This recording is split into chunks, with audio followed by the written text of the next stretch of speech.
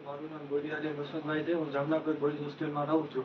આજના વિષય તરફ ધ્યાન દોરીએ તો આજનો આપણો વિષય એ ખૂબ જ મહત્વપૂર્ણ વિષય છે.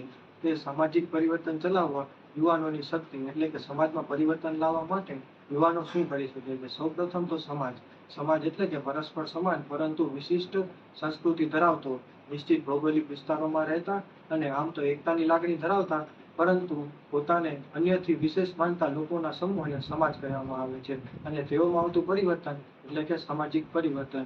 આપણા સમાજમાં નાના બાળકથી લઈ અને 80, 90 અને 100 વર્ષ સુધીના લોકો રહે છે, પરંતુ સમાજમાં યુવાનોની વિશિષ્ટ અસર ઊભી થતી જોવા મળે છે.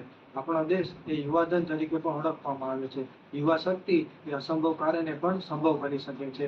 સમાજમાં ચાલતા રીતિ રિવાજો, ધર્મ અને જાતિ પ્રત્યેના ભેદભાવો, ઉચ્ચ નીચના ભેદભાવો અને કોમી હુલ્લડો જેવી સમસ્યાઓ એ ગંભીર બનતી જાય છે. યુવા શક્તિએ તેની સામે એકજૂથ બની અને સામનો કરવો જોઈએ અને લોકોમાં જાગૃતિ ફેલાવવાના કાર્યો કરવા જોઈએ. પરંતુ હાલના સમયમાં લોકો આ ગંભીર સમસ્યાને ઇન્ટરનેટના માધ્યમો, ટીવી ચેનલો તેમજ સમાચાર પત્રકોમાં એક ચર્ચાનો વિષય બનાવીને બેઠા છે.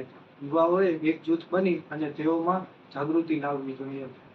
આપણા સમાજમાં યુવાનોની એક અલગ અને વિશિષ્ટ છાપ ઊભી થાય છે. યુવા શક્તિ ધારે તો બધા જ કાર્યો કરી શકે છે.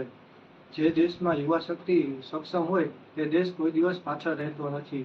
અંતે તો એટલું જ કહીશ કે આપણા દેશના યુવા એ ખલાસ થઈ ગયો છે. એને પોતાના ભવિષ્યની કંઈ ખબર જ નથી. યુવા શક્તિ તો એવી હોવી જોઈએ કે જે સૂર્યના કિરણની જેમ સમસ્ત જગતમાં પ્રકાશ અને ઉર્જા ફેલાવે અને પોતાના દેશ, સમાજ અને રાષ્ટ્રનું નામ ઉપર લાવે. હરિઓમ.